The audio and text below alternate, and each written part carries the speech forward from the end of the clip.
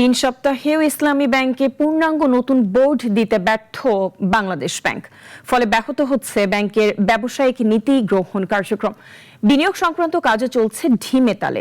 বিশ্লেষকরা বলছেন, যত দ্রুত সম্ভব বোর্ড গঠন করা জরুরি, অন্যথায় স্বার্থ সংশ্লিষ্ট সব পক্ষের আস্থার সংকটে পড়বে ব্যাংকটি।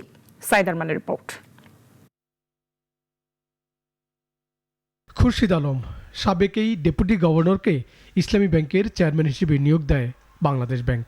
কিন্তু তার নিয়োগ নিয়ে অসন্তুষ্ট হয়ে আন্দোলনে নামে ব্যাংকটির গ্রাহকদের একটি অংশ। তবে সরকার তাকে বহাল রাখার চেষ্টা করলেও শেষে অবস্থান বদলায়।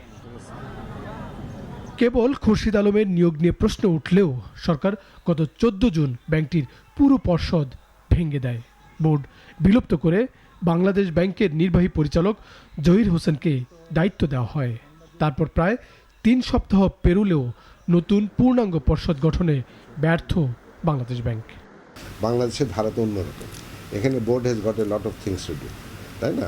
তো এই অবস্থায় ইসলামী ব্যাংকের মধ্যে একটা বড় ব্যাংকে বোর্ড না থাকাটা এটা একটা অস্বাভাবিক ব্যাপার। সুতরাং Bangladesh bank should try to institute A board immediately, তাই না?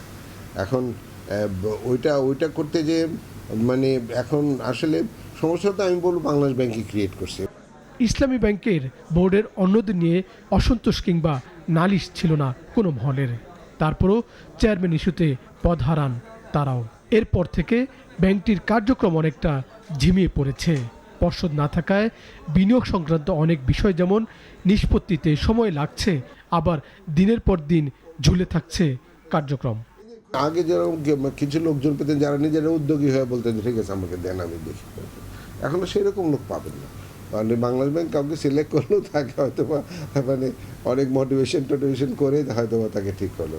তাই ওই সমস্ত লোকজন দিয়ে কি আর ব্যাংকিং চলবে? আপনি যদি ওই রকমের if you are not really motivated, তাই না, তাহলে তো আপনাকে ব্যাংক রান করা আপনার জন্য অনেক কষ্ট হয়ে যাবে। জানা গেছে ব্যাংকটির চেয়ারম্যান পদে নতুন করে কেউ আসতে সরকারের প্রস্তাবে আগ্রহ দেখাচ্ছে না। তবে ব্যাংকটির সাবেক একজন এমডি, ঢাকা বিশ্ববিদ্যালয়ের একজন শিক্ষক ও বাংলাদেশ ব্যাংকের একজন ডেপুটি গভর্নরের নাম শোনা যাচ্ছে। সাইদ আরমান, নাগরিক, ঢাকা।